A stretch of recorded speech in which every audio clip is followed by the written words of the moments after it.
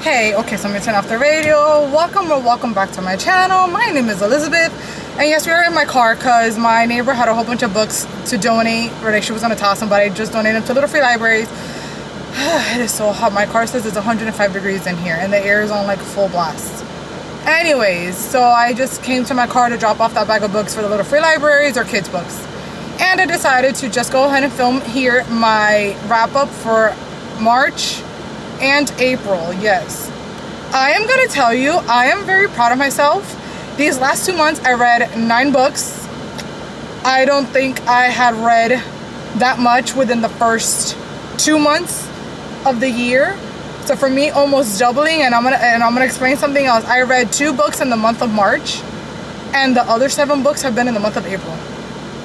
That makes me so happy because it makes me feel like I might be out of my slump, and audiobooks are definitely helping with that.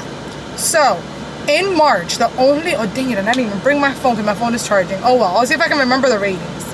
In March, the only 2 books that I read were This Could Be Us and Can't Get Enough by Kennedy Ryan. Sorry, that just felt weird. Okay, so this is a continuation of the Skyland series, I believe it's called, I forgot. Number 2 out of the 3, number 2 was my favorite book. This is the one about Soledad, and she finds out something horrific about her husband, and then she technically has to start from zero. But I loved this story. I don't know what it was about it. I saw myself in her at times, just doing some things that she has to do in order to survive. I mean, not that I've ever been in that situation, but I don't know, I identified with her in some of the aspects.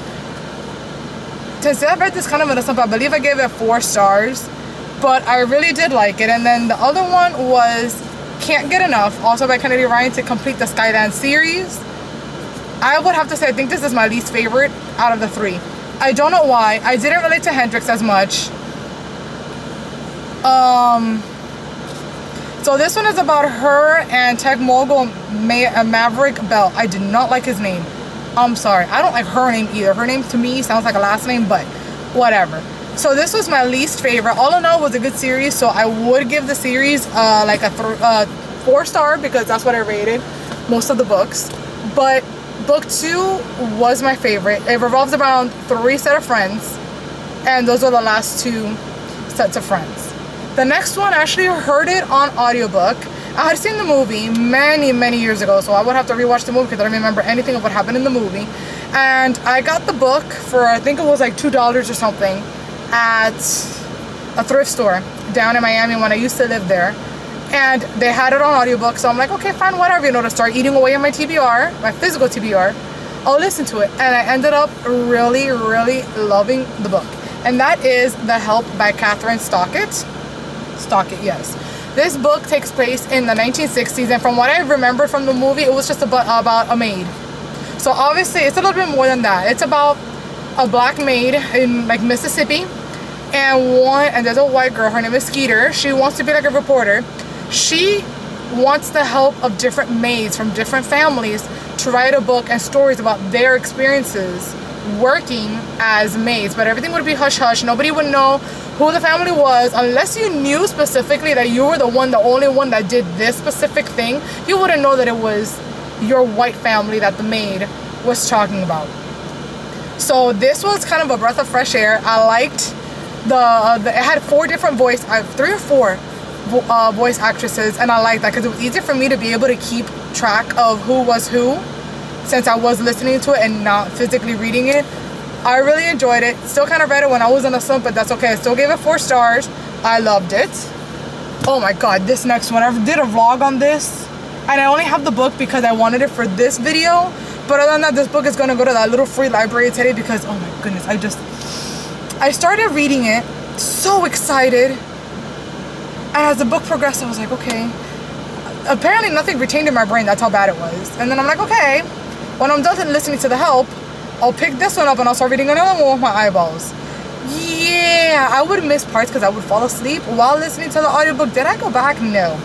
I will link that blog down below if you wish, because I prefer the movie. That's all I'm gonna say. I prefer the movie. And that book is Wicked by Gregory Maguire.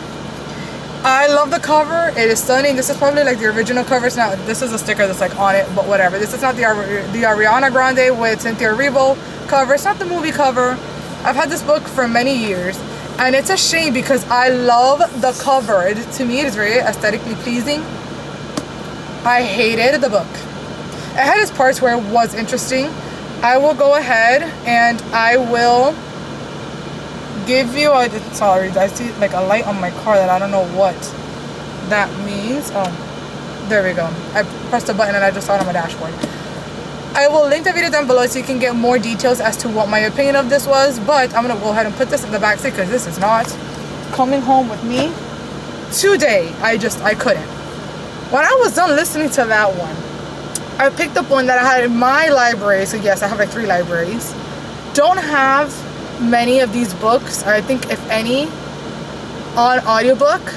So I took advantage of the fact that it was also on my physical TBR. I've had it for quite a few years and I hadn't read it. And that was Maggie Moves On by Lucy Score. This was probably the first Lucy Score book that I ever purchased. And it was cute. I mean, compared to her other ones, it's on the thinner side. But that's not a big deal because I love her 600-page books. Let me see. This page is like 403 pages. Yep. 403 pages. And it's about Maggie, that she's like she's a YouTuber, but she flips houses for a living. And then she ends up finding one that's called the Campbell Residence in the middle of, I forgot where, Kinship, Idaho. There you go. So the middle of nowhere. And as she starts undoing this mansion, she starts discovering that there's a mystery to the mansion. Like, how did the family that owned this mansion get into money to build it if supposedly they came from nothing? And he was also just an author. So I like the fact that she added a little bit of a mystery element to it. And then Maggie ends up making like this found family within the townspeople of Kinship.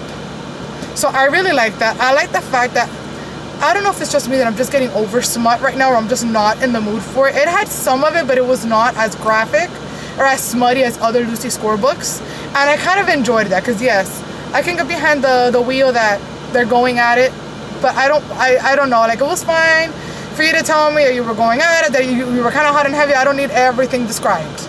You know, like Lucy can be a little bit descriptive in that. And I kind of like that. She kept it at a level that I felt comfortable reading it. I didn't feel that I had to skip anything. And I really did enjoy this one. Again, I was kind of in the slump, so I gave it a 4-star because it was just something about it. But it will be added back to my collection. That is not going anywhere, to no little free library. This one is a beautiful book. I really wanted to read, to love it. I thought it would be a 5-star read for me. It was not. But I'm still going to keep it. Because I recently just got this book, but that is Elsewhere Express by Samantha Soto-Yambao. I had never read anything by her. I know she is the author of Water Moon, and Sarah Caroli, I saw a vlog of hers a few weeks ago where she read Water Moon, and honestly it sounds a lot like this, but this one was interesting. So this one is about, I forgot her name, Raya. So she was kind of created to be a donor for her brother. So kind of like a My Sister's Keeper type thing. But she didn't mind it, you know. And then her brother passes away. I'm not going to explain it. I mean, it's explained in the book, but I'm not going to spoil it for you guys. So her brother passes away.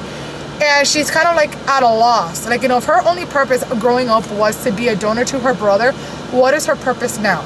So she gets lost in these thoughts that she has no purpose. And she gets put on the Elsewhere Express. There she meets Q. That's what he calls himself. His name is Quentin. He is an artist who lost his dad, and he is also losing his sight, and he is a painter. So he feels that without his sight, how can he paint? So he also appears on this Elsewhere Express. And it's just kind of like their adventure of if they want to stay on the Elsewhere Express or if they want to come back and find a purpose in life. When they were on the train, that's the part that kind of got me confused. But then again, reading a physical book is kind of hard for me right now because I don't have time to dedicate more than, let's say, 5 or 10 minutes, maybe 20 minutes stretches to be able to read. And during the work week, I'm extremely tired. So I don't read a lot in bed anymore. I ended up giving it like a 4-star because it was interesting. I wanted to read it. I loved the ending. So sorry, I'm stuttering really bad. But I really did enjoy it. I just don't know how to explain kind of how it was on the train. But there was like a plot twist that I didn't expect coming. It kind of confused me a little bit, but it could just be me. So then after that, I listened to The 7-Year Slip by Ashley Poston. This is another one that I had for a while, and I decided to listen to it. This one actually took me about 7 days to read, 6 days to listen to. My bad. And it's about a girl who her aunt passes away. Was not expecting the way the aunt passed away, but whatever. Her aunt passes away, and she inherits the aunt's apartment building. Or apartment, not apartment building. But her aunt always told her that the apartment was magical, and she discovers exactly how. So one day she comes home from work and she discovers, I forgot his name. Her name is Clementine, I forgot his name. But she finds, I forgot his name. It was a name that I did not like, that I found it to be kind of a silly, his real name is Ian, but she would call him something else or whatever. She comes home to find this apartment Ian in there, but the apartment is 7 years in the past while she's living in the future. So it's kind of how their relationship develops. But then she goes out, and one day she ends up meeting him in real time, and he's not into her the way he is at the apartment. So you slowly start finding out, kind of through the interactions that they have in the apartment, what happened and what led them to present day, them not having a relationship in itself, and then what they did to kind of progress from that, if there was any progress made. I liked it more than I thought I would, because I was like, oh, he's younger than her. But then I kind of started figuring, okay, he's younger than her because he's 7 years in the past. So technically, she would be 7 years younger than him. Or like 7 years younger as well. I don't know. It had really nice elements. When I'm listening to an audiobook, I don't have time to annotate a lot. I'm starting to like annotating in my books, but I really did enjoy this one. Another 4-star. This is another one that I actually thought would be a 5-star read for me, but it was not. And it is A Correspondent by Virginia Evans. What I like about this book is that it is literally, I wouldn't say her life story because it's not, but you're getting to know her via letters to different people that she's had in her life. So her name is Sybil, and our book starts in the year, hold on, 2012. So the first letter is dated June 2, 2012. And then the last letter is dated, hold on, that's the acknowledgement.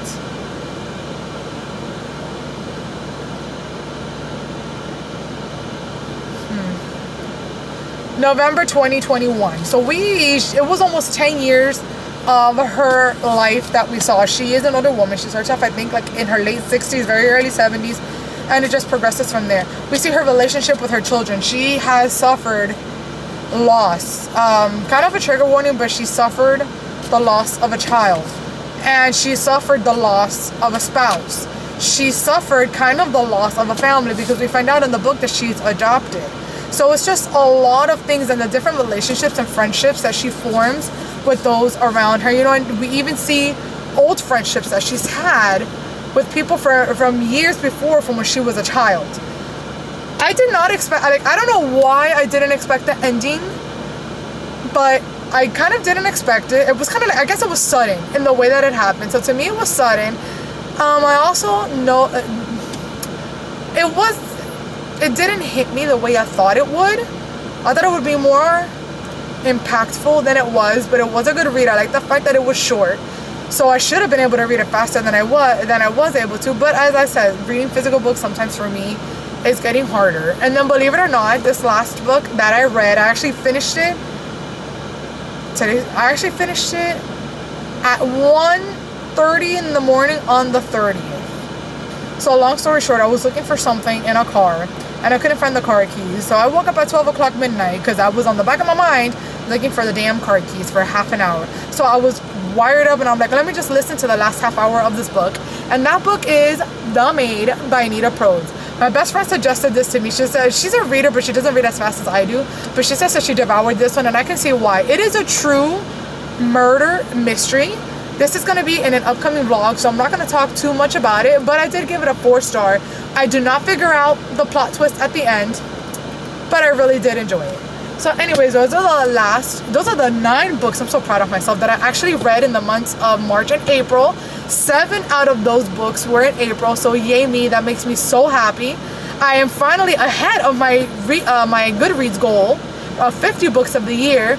So hopefully I can continue ahead that way. I don't have to kind of like play catch up the way that I have. But like I said, audiobooks have really been my best friends, and I'm just picking up books that I have that are in my personal library that I can listen to on audio and knocking them out. So I'm trying to kill 2 birds with 1 stone by reading the physical books that I can and listening to the physical books that I cannot read with my eyeballs.